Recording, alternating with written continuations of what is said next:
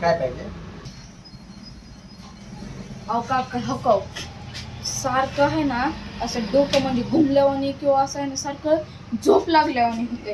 हा त्याचं काही कारण आहे का ते सांगा. स्टार्ट. अरे तू जागरण करतो त्याच्यामुळे तसं होत असेल. तू काय कर, ही गोळी एक तुला देतो, ती सकाळी संध्याकाळी खाय म्हणजे कमी येईल.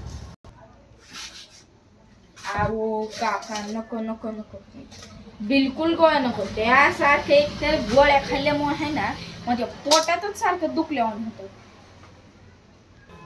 बरं हे बघ, हे तुला औषध देतो, ते सकाळी संध्याकाळी जेवण केलं पी 5-5 मिली.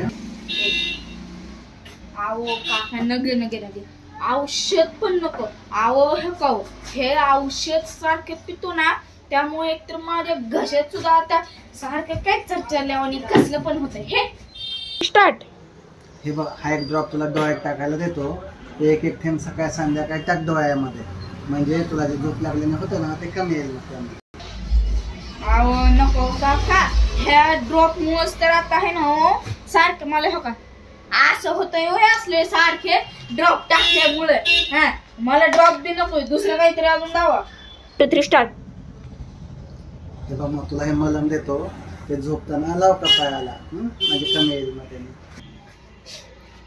अहो काका आता ही मलमनी पण आहे ना मी जेव्हा सुद्धा काय झालं ना मला प्रत्येक मेडिकल मला हेच म्हणतात, अरे ही मलम लाव बरं होईल, आणि मी पण त्यांचं ऐकतो. हा पण मग काय होतंय जर ही सारखं असं लावलं ना काय कपाळाला तर ही आहे ना लय जळ होती सारखी कपाळाला. हे आपल्याला मलम घे न दुसरं काहीतरी अजून दाखवा. आता 1 2 3 स्टार्ट. अरे मग आता मी काय करतो, आता हे 2-4 दिवसांनी येतो, आता हिमालयात जातो आणि 2-4 दिवसांनी येतो, मग तुला चांगला औषध देईल मग.